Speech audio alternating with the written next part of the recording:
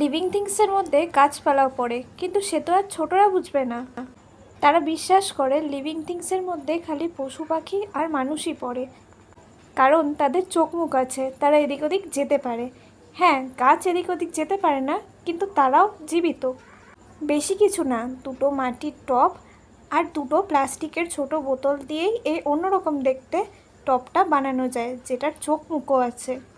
খুব একটা বেশি খাটুনি নেই, দুটো টব জয়েন করে দিতে হবে স্লিট পিন দিয়ে। তারপর টব দুটোকে রং করে নিতে হবে। এবার গাছের হাত পা লাগানোর পালা।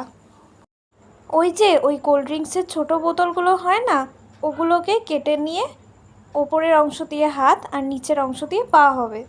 ঢাকনাগুলোর মাঝখানে একটা ফুটো করতে হবে, আর বোতলের একদম মাঝ বরাবর নিচের দিকেও ফুটো করতে হবে, যাতে ওটার মধ্যে দিয়ে নারকেল তড়ি ঢুকিয়ে হাত পাগুলো